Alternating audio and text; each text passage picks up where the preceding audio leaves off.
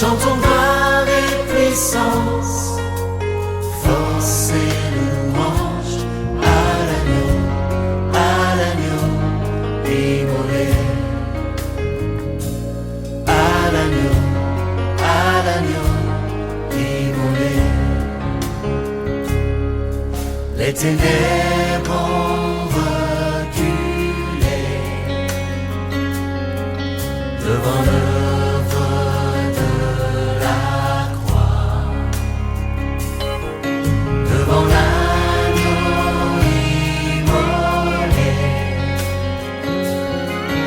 et le sang versé pour moi. Tous les anges.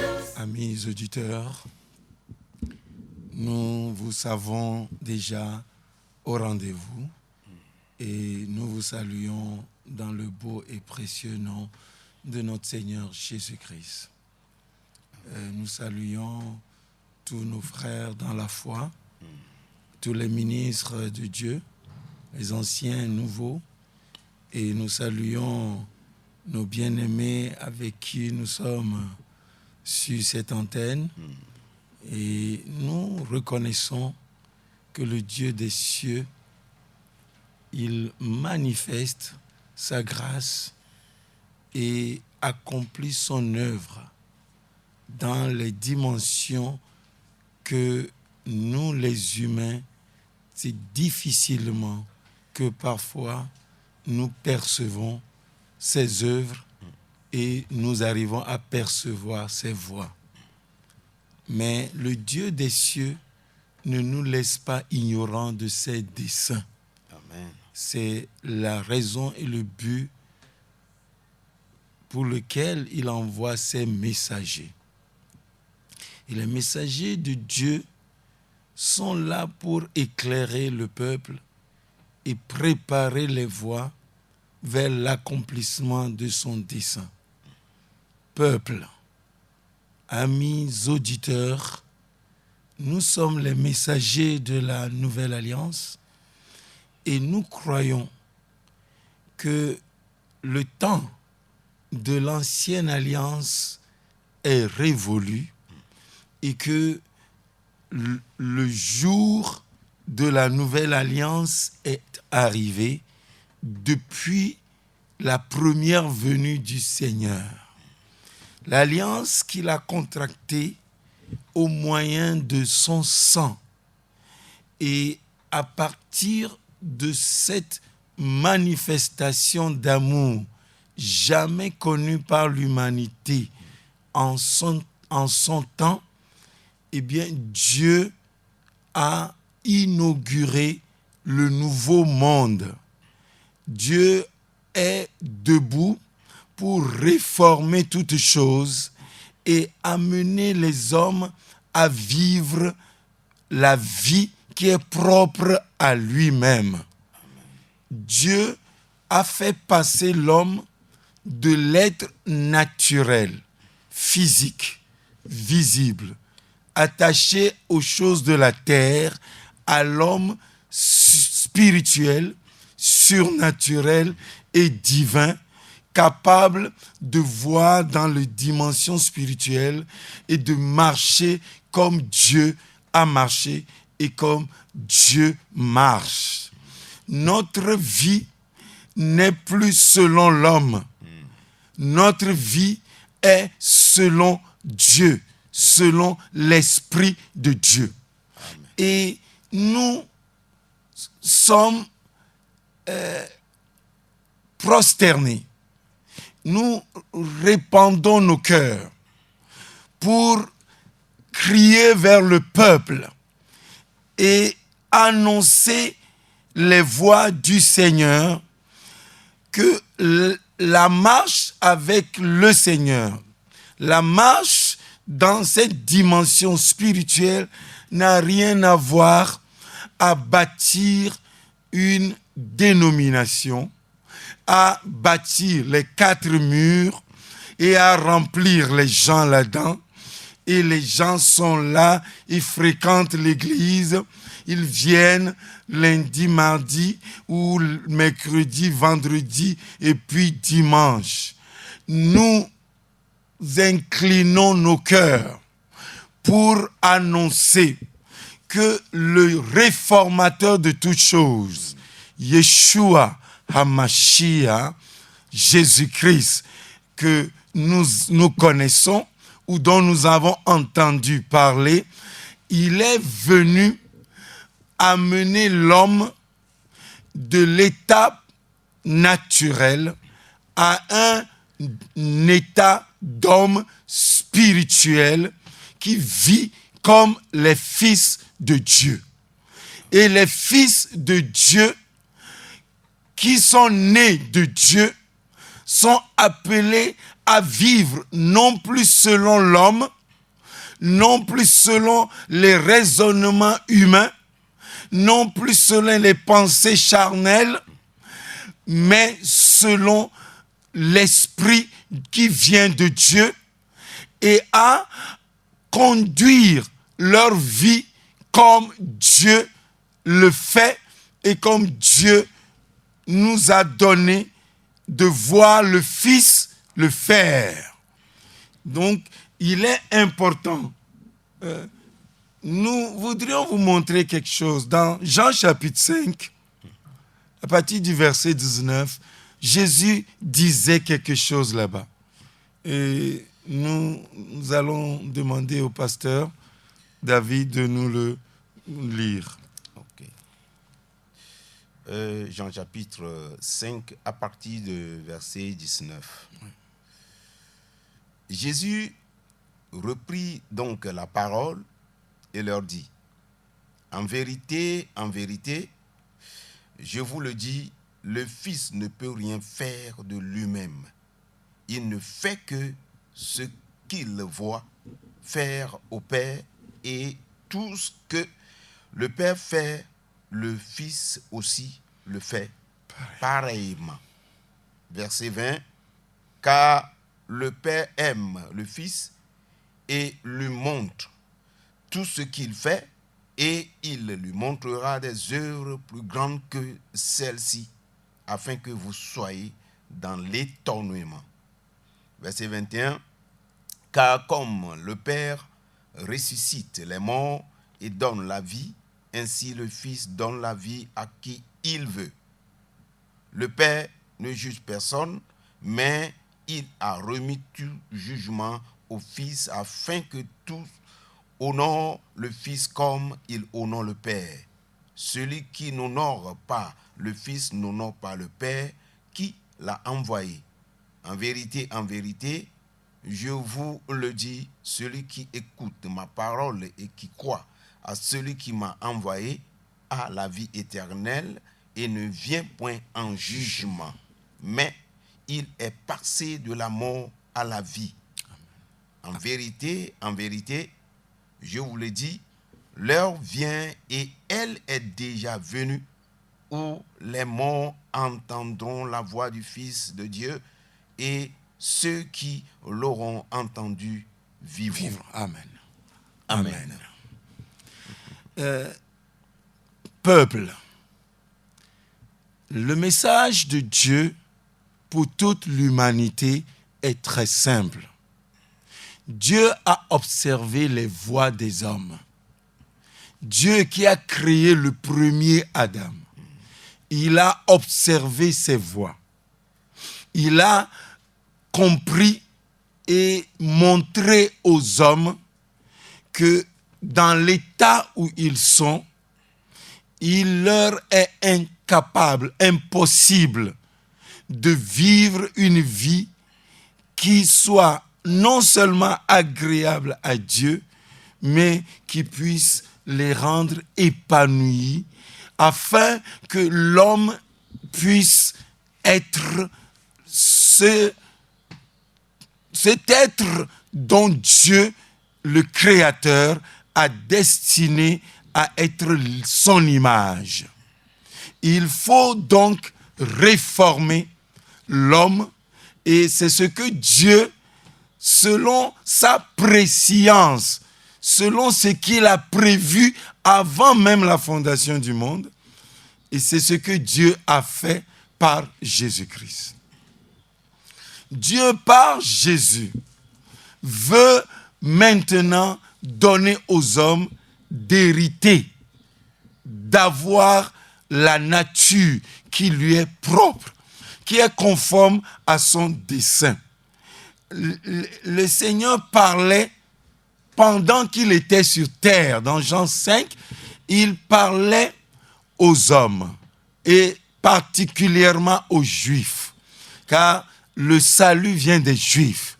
Et donc, c'est par les Juifs que la réforme de toutes choses promise par Dieu est arrivée. Et le Seigneur dit en substance que le Fils que le Père a envoyé, il est venu dans le monde et sa mission, le but pour lequel il est là, ce n'est pas de faire ce qu'il veut. Le Père ne fait pas, il n'est pas là pour faire ce qu'il veut, mais il est là pour faire la volonté du Père.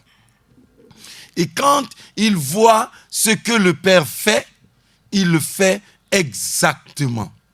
Ça veut dire qu'en fait, la vie que le Père a destinée au Fils, eh bien, le Fils ne peut le faire qu'en ayant les yeux fixés sur le Père. Le Père lui montre ce qu'il doit faire et il le fait pareillement. Il est donc clair que la vie que Dieu a en lui-même, c'est la même vie que Dieu a déployée dans le Fils, et c'est la même vie que le Fils est venu révéler. C'est la même vie que le Fils a transférée et veut que les hommes vivent. Bonne nouvelle. C'est une bonne nouvelle que Dieu, le Dieu des cieux, veut communiquer à tous les hommes, sans exception.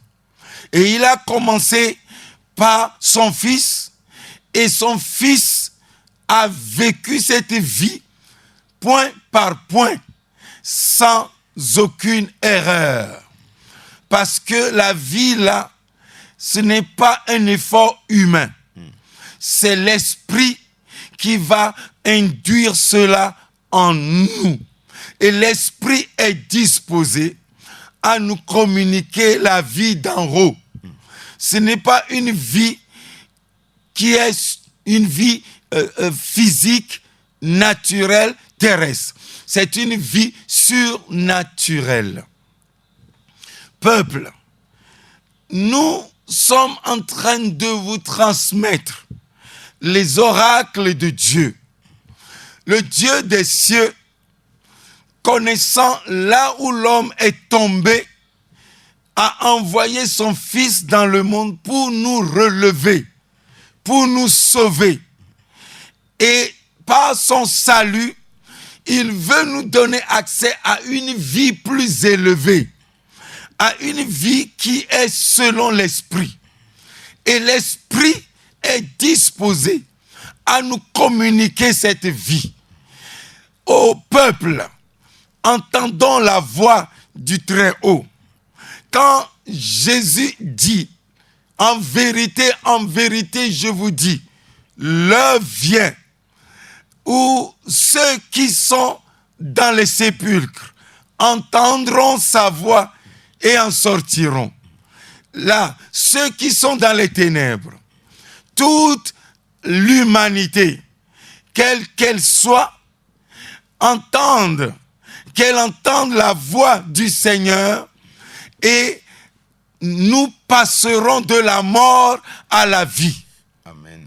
Le salut nous appelle des ténèbres à la lumière. Nous sortirons de la vie dissimulée, cachée, hypocrite, de tout ce que nous faisons dans les ténèbres, afin de vivre à la face du Dieu vivant et de marcher dans sa lumière véritable. Oui. Alors, je finis par comprendre ici que le Seigneur est en train de parler de ces morts-là qui ne sont pas les morts physiques. Oui. Et ce sont ceux-là qui sont dans les ténèbres, ceux-là qui n'aiment pas la vérité, ceux-là qui ne veulent pas écouter ce que le Seigneur est en train de dire, ce que le Seigneur est en train de faire, n'est-ce pas? Bonne question. Nous croyons que quand Dieu parle, le but de sa parole, c'est d'éclairer les hommes. Et si c'est pour éclairer, il est donc clair que cela montre que les ténèbres ont envahi toute l'humanité. Les ténèbres, on le dit, mais on ne le comprend pas suffisamment. On parle des ténèbres comme si c'est quelque chose de physique. Non. Les ténèbres montrent à quel point l'homme s'est éloigné de Dieu. L'homme a brisé sa relation avec Dieu. Et comme Dieu est la lumière et c'est lui qui éclaire les voies des hommes, eh bien, les hommes sont donc plongés dans les ténèbres parce qu'ils n'ont plus l'inspiration, le contact avec Dieu qui va les éclairer, qui va guider leurs pas. Et donc, l'homme se débrouille. Il vit par sa propre intelligence. Il essaie par son intuition de déceler tant soit peu les choses qui sont autour de lui. Et bien sûr, ce qu'il voit, ce qu'il arrive à peine à percevoir ne peut pas être conforme lorsqu'il y a la lumière. Et donc, les hommes sont plongés dans les ténèbres. Et comme Dieu, qui a créé l'homme à son image, ne veut pas perdre l'homme, ne peut pas voir l'homme dans cet état et le laisser, eh bien, il a pensé le salut de l'humanité. Et c'est le but pour lequel Dieu a envoyé son Fils dans le monde. Donc, lorsqu'on est dans les ténèbres, c'est là où nous sommes séparés avec Dieu. Nous sommes plongés dans les ténèbres, dans l'ignorance de la véritable source de la vie, la véritable source d'inspiration, la véritable lumière qui va nous permettre de voir les choses qui sont autour de nous et de ne pas être affectés ni infectés par ces choses. Car nous voyons le monde et nous ne voyons que l'aspect physique du monde. Les manifestations d'esprit de toutes sortes qui ont envahi le monde, les hommes les ignorent. Et nous disons, et nous le disons la dernière fois, que quand on parle des géants qui ont envahi la terre, les gens ont pensé seulement aux êtres surnaturels, bien sûr. Mais ces êtres surnaturels sont des gens qui sont animés par des esprits damnés. Ces esprits qui, maintenant, profitent de l'ignorance dans laquelle les hommes sont plongés. Donc, le Dieu des cieux, qui a vu l'état dans lequel l'homme se trouve, la mort qui a frappé toute chose, a envoyé son Fils pour que l'homme puisse être ramené à la vie, pour que l'homme soit sauvé et puisse être réconcilié avec Dieu pour être éclairé. je crois que j'ai répondu à ta question. Vraiment, c'est clair ici. Alors, par ces révélations, je vois que le Seigneur nous appelle tous à revenir à lui. Parce que si nous voyons aujourd'hui ce que le Seigneur est en train de souligner ici, la vie de Dieu, la lumière du Seigneur fait que le Seigneur Jésus lui-même, étant fils de Dieu, il est venu de Dieu, il faisait les choses pareillement comme Dieu le Père. Alors, aujourd'hui, si nous allons voir sur le terrain ecclésiastique, nous allons voir qu'il y a beaucoup de choses, il y a beaucoup de choses qu'on ne peut pas nommer ici. Et donc, voilà. Oui. Et c'est exactement ce pourquoi le Père ne veut pas se taire. Il ne peut même pas se taire. Il a été toujours un vrai Père pour éclairer ceux qui lui appartiennent, ceux qu'il a créés de tous bords, tous les peuples et toutes les nations, et particulièrement ceux qui invoquent son nom. Nous voulons montrer l'épisode de Jean chapitre 3, là où Jésus a parlé à ce pharisien, ce prédicateur. Dieu lui a montré par le message que le Christ, le Seigneur, lui a amené ce jour, qu'il est encore dans l'ignorance. Il est encore dans les ténèbres. Et dans ce chapitre 3, le Seigneur a prouvé à un prédicateur qui connaît la lettre, qui connaît les Saintes Écritures, qui connaissait la Torah, quelqu'un qui l'enseigne, un scribe, qui l'enseigne même au peuple. Jésus lui a montré qu'il est ignorant, qu'il est dans les ténèbres. Et ce n'est pas une honte d'avouer qu'on est dans les ténèbres. Il ne s'agit pas de connaître la lettre. Il ne s'agit pas simplement de lire entre les lignes. Non, on peut connaître la lecture. On peut même connaître le nom de Dieu. On peut même s'élever jusqu'à les énumérer. Mais être dans les ténèbres, être dans la mort. Le salut en Jésus-Christ, c'est que Dieu amène tous ceux qui entendent sa voix, la vérité, à être réconciliés avec lui, à être mariés avec son esprit et à se laisser maintenant conduire par l'esprit comme Jésus l'a été.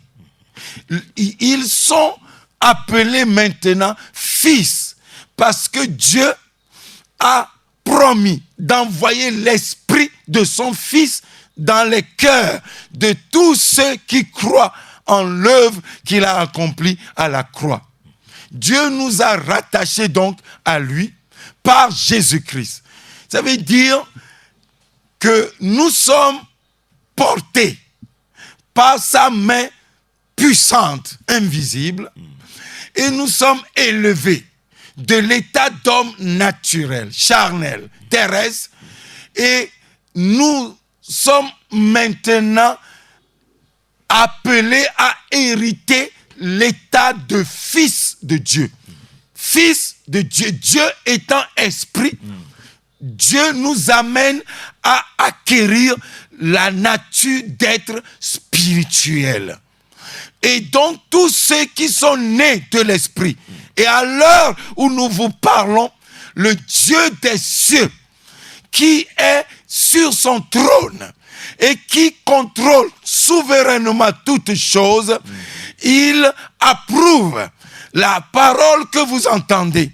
Et il est prêt à le confirmer dans votre cœur. Amen. Si vous ouvrez votre cœur. Alléluia. Nous voyons son esprit planer. Et nous vous assurons que l'esprit veut amener tous à la connaissance de la vérité. Et donc quand Jésus a éclairé cet homme, il lui a montré que Dieu veut faire passer tous les hommes de la mort à la vie. Car Dieu a tant aimé le monde. Car comme Moïse a élevé le serpent dans le désert, ainsi il a donné au Fils de l'homme d'être élevé, afin que quiconque le voit et croit en lui ait la vie éternelle, ait accès maintenant à la nature de Dieu. C'est l'acquisition de cette nature ne vient pas parce que je connais la lettre. Non. Je voudrais vous aider encore davantage pour vous lire 2 Corinthiens chapitre 3. 2 Corinthiens le chapitre 3. Et vous allez voir dans ce chapitre simplement ce que nous sommes en train de vous montrer. Et ce texte, nous allons demander au pasteur David de nous le lire à partir du premier verset. Commençons. Le premier verset. Ok.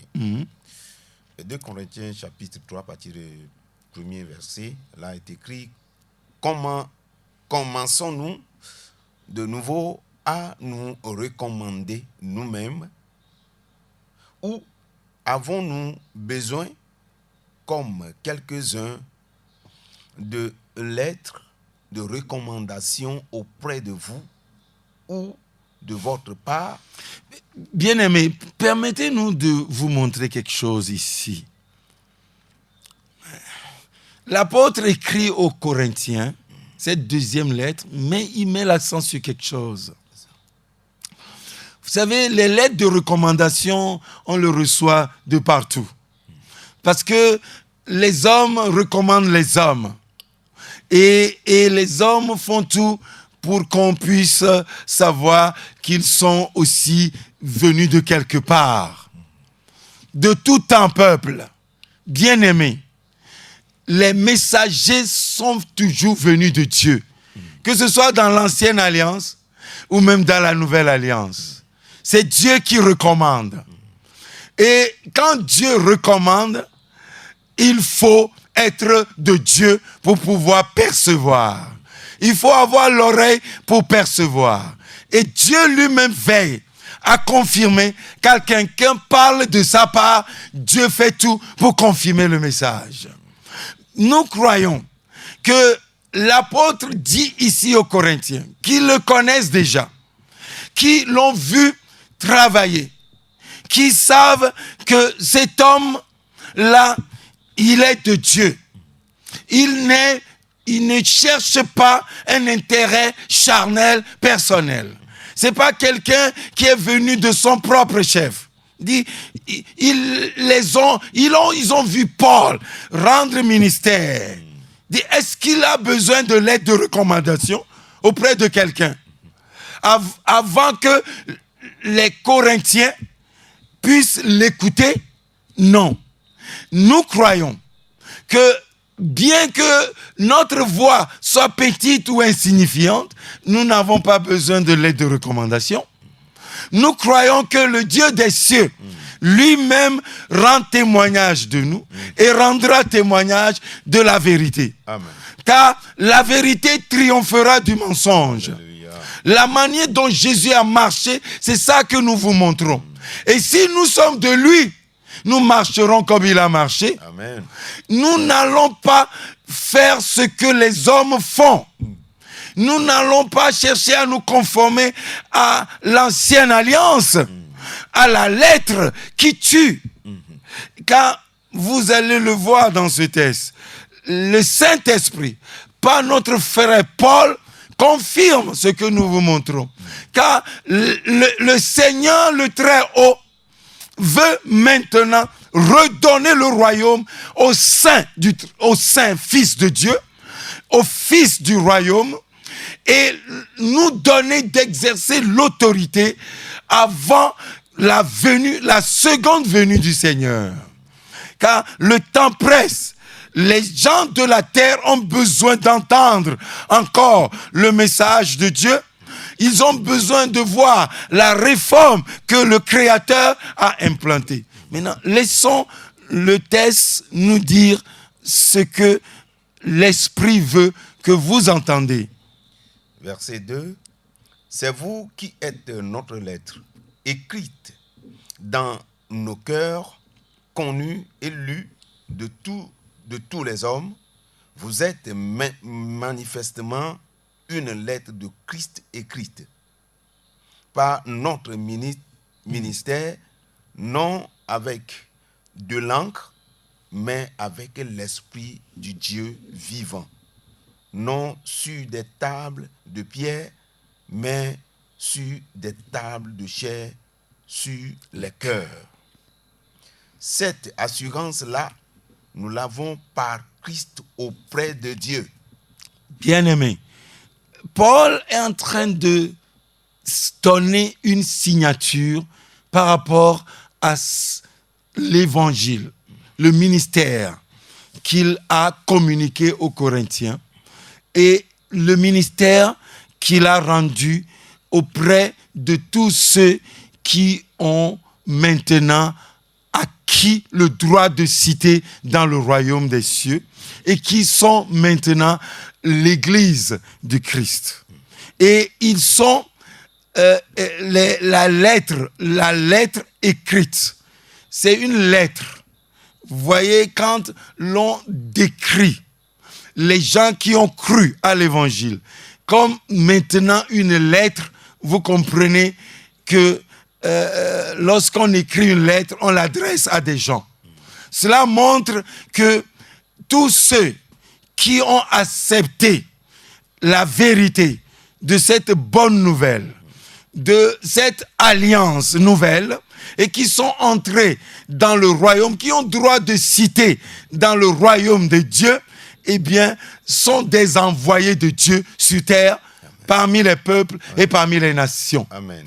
Et donc, ils sont, et nous sommes appelés aussi, comme eux, à être une lettre que le Christ a écrite. Ce n'est pas le Christ qui est venu parler là-bas. C'est l'apôtre Paul. Mais il parle de la lettre de Christ. Cela montre que c'est le Christ qui, par Paul, a adressé cette lettre à toute l'humanité. Et la lettre dont il parle, ce sont les vies qui sont sauvées. Les vies qui sont maintenant réconciliées avec Dieu. Ils sont écrites non avec de l'encre, mais avec l'Esprit du Dieu vivant. Sont écrites pas sur des tables de pierre, pas sur du parchemin, pas sur du papier, mais sur les tables de chair, alléluia, sur des cœurs. Amen. Vous comprenez que cela donne l'image claire et simple que le Dieu des cieux, par la bonne nouvelle de Jésus-Christ, veut engendrer des fils et des filles, des gens qui sont nés de l'Esprit, les gens que l'Esprit a scellés et l'Esprit a donné d'avoir la nature de Dieu et de marcher comme le Christ a marché. Et l'apôtre en a une assurance et il en a une certitude que rien ne peut lui enlever. Amen. Ce n'est pas des gens qu'on l'on a écrits dans un registre quelque part, à qui on a distribué des cartes de membres ou des cartes de baptême. Non, c'est des gens qui sont inscrits dans les cieux. Amen. Des gens dont le nom est écrit dans le livre de vie. Amen. Qui n'a rien à voir avec les livres et les registres des hommes. Le message que le Père nous a adressé, c'est que nous rejetons tout ce qui a l'image encore de la vérité et qui essaie de caricaturer la vérité. Alors que le Dieu des cieux a envoyé son Fils dans le monde, c'est pour rendre témoignage des cieux du royaume des cieux et de nous amener à voir ce qui existe et qui jusqu'alors était inaccessible. Jusqu'alors. Jusqu'en ce temps-là, les choses célestes n'étaient pas accessibles.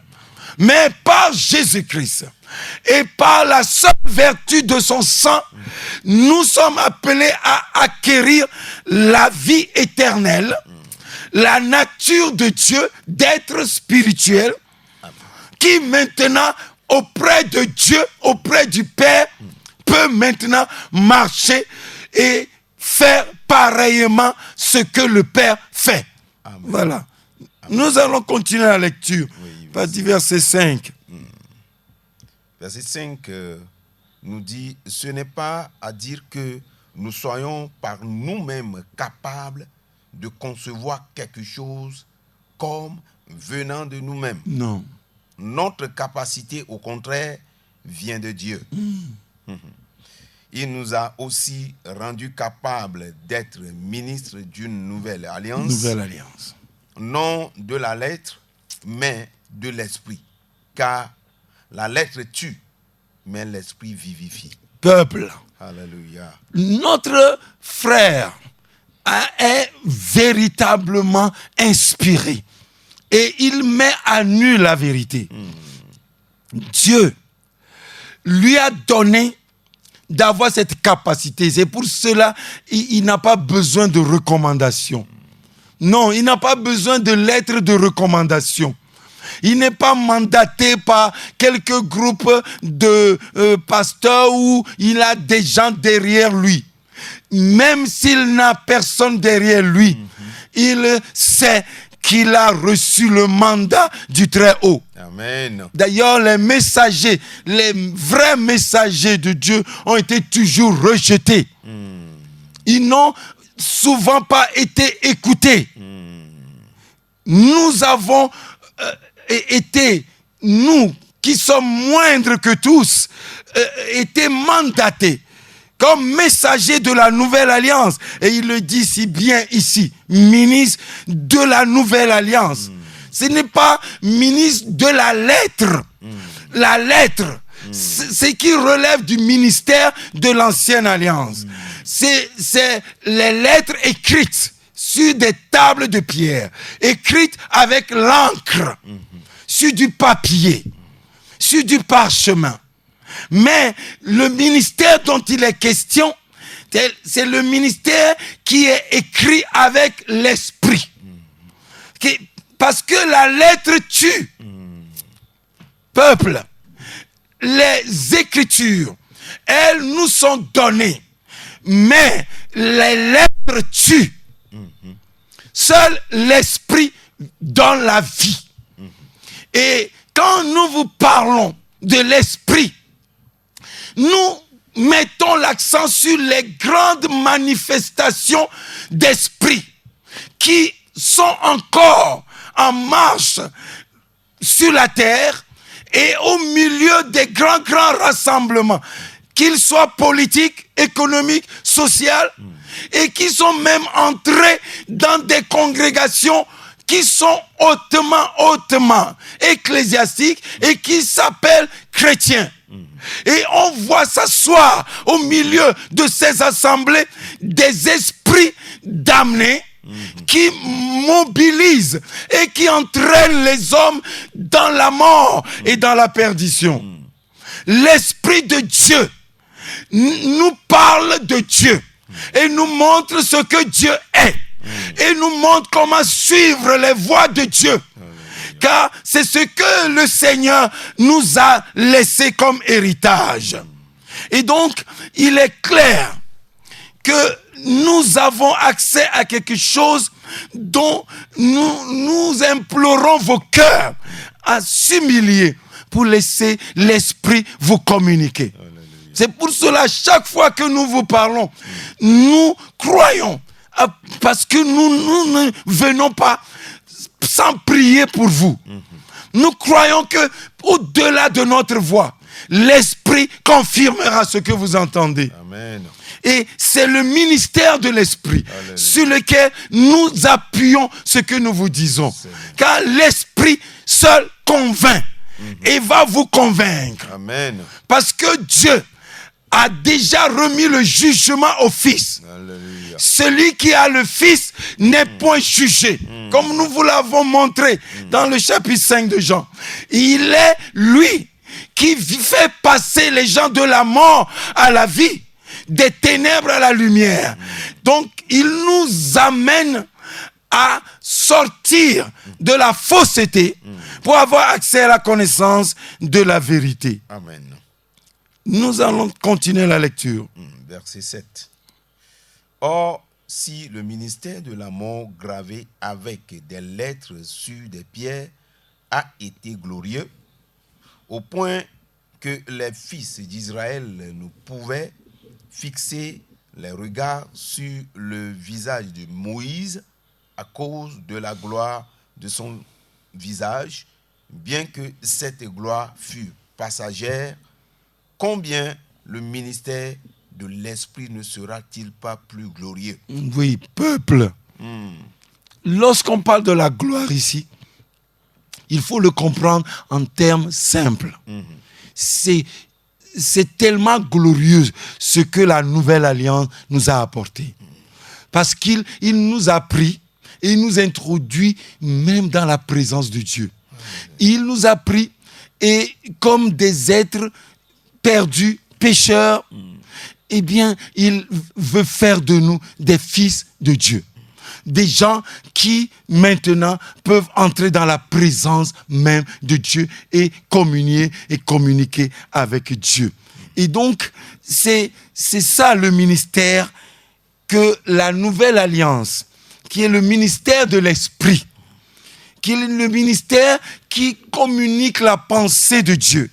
Car Dieu parle, peuple, et Dieu veut lui-même marcher avec son peuple, au milieu de son peuple, et communiquer les voies par lesquelles nous devons marcher.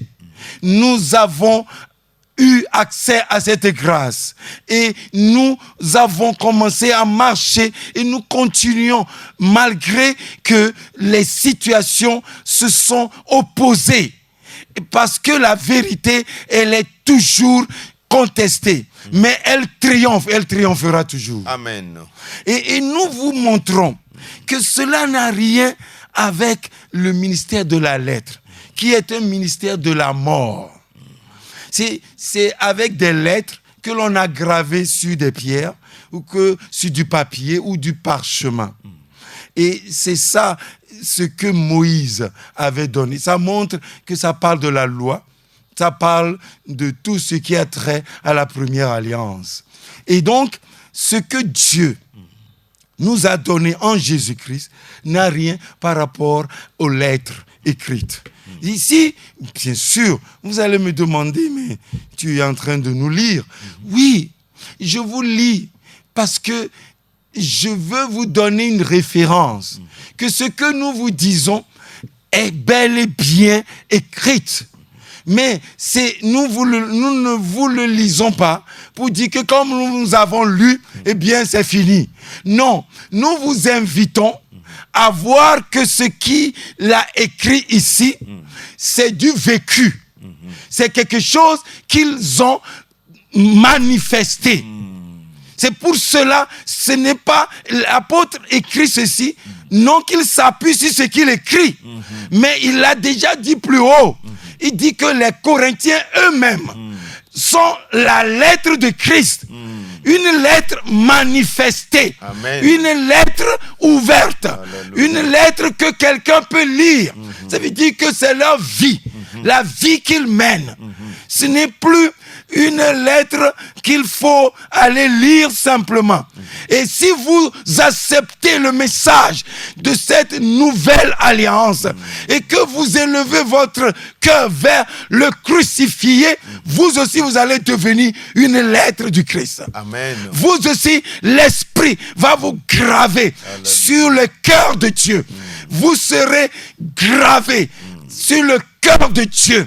vous serez rattaché à Dieu, vous aurez acquis la nature de fils de Dieu et vous allez marcher pareillement comme le Fils a marché et comme Dieu veut que tous, dans un seul corps, unis dans ce corps surnaturel qu'est le Christ, nous marchions selon la nouvelle alliance dans laquelle le Dieu des cieux nous a introduits. Oui. Oui. Alors, le ministère de la lettre et le ministère de l'esprit, ici, nous dit que ce sont les choses que l'apôtre ou les frères corinthiens avaient vécues. Alors, nous aussi, aujourd'hui, c'est ce que le Seigneur nous demande. Oui.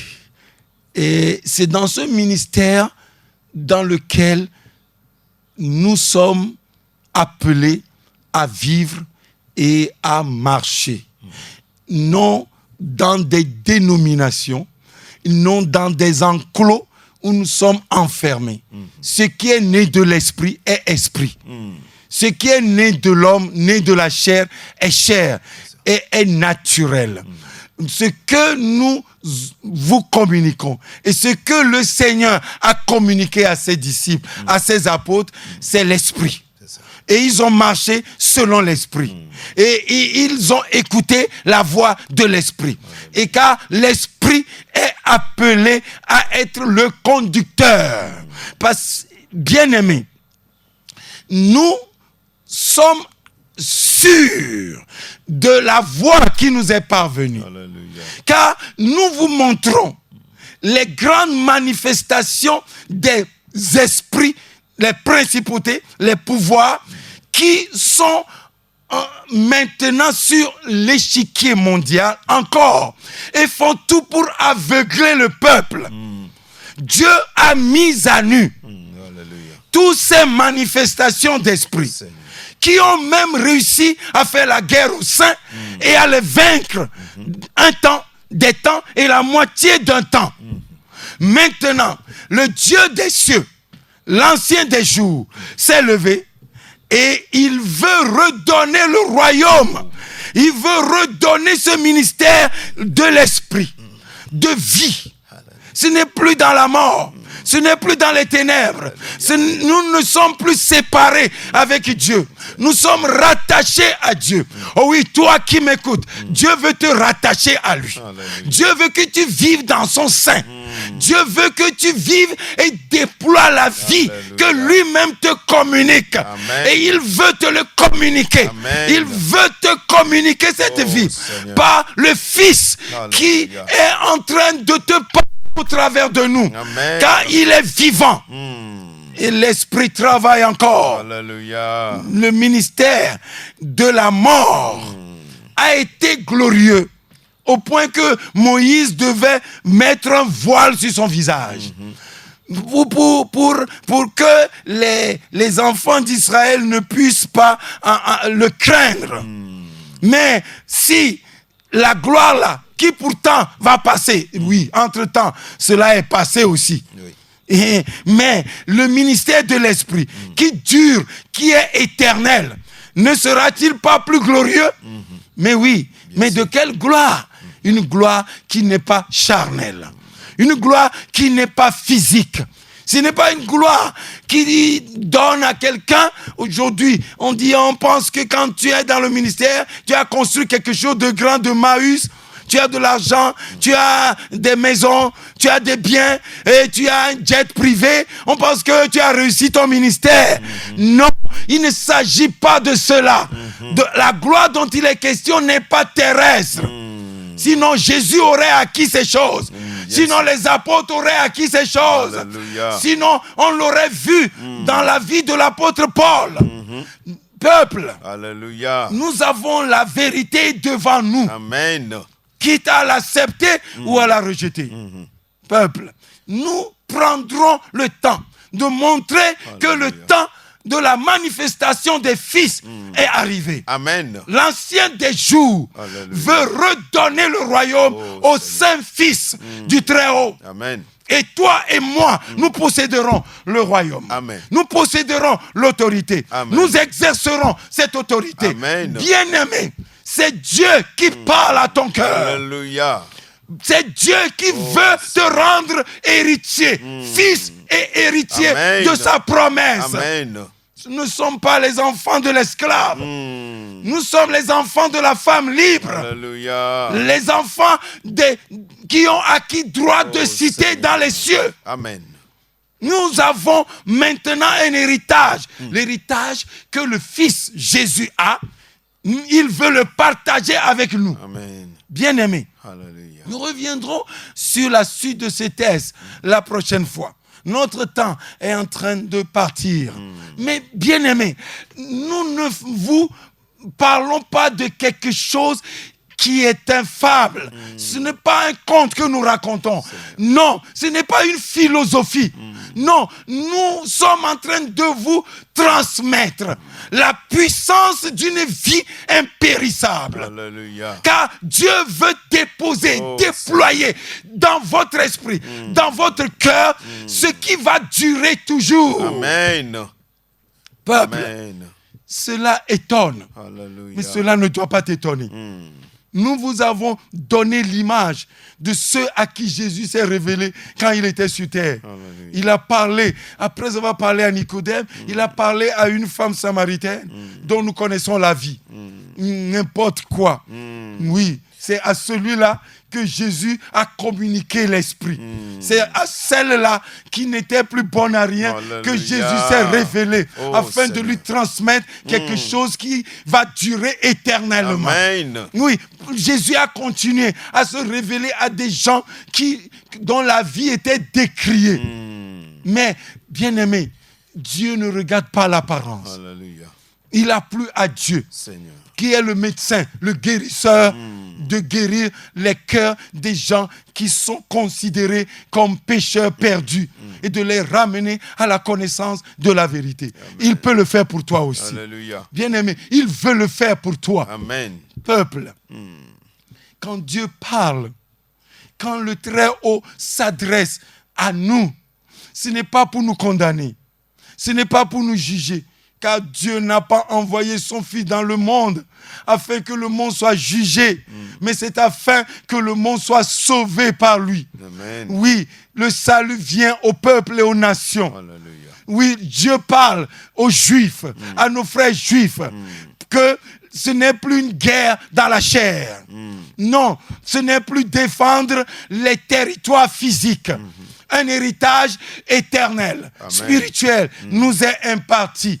Oui, un royaume qui n'est pas de cette création nous est légué en héritage gracieusement et gratuitement. Amen. Oui, oui, que ce soit les Juifs, que ce soit ceux du Gaza, que ce soit ceux d'Afrique, de l'Europe, du Nord, du Sud, de l'Est, de l'Ouest, eh bien, le Très-Haut, le Dieu qui aime l'humanité, veut nous conférer une vie, l'héritage de fils, des dons de fils, un ministère de l'esprit. Là, la capacité, la grâce de marcher avec Dieu nous est communiquée par l'esprit de Dieu.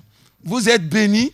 Amen. Et nous vous invitons à nous rejoindre sur cette antenne la prochaine fois, le mardi.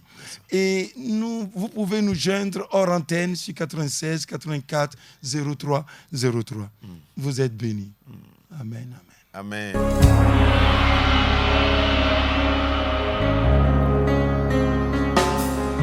Tous les anges de sa sainteté, l'univers crie sa majesté. Chantons gloire et puissance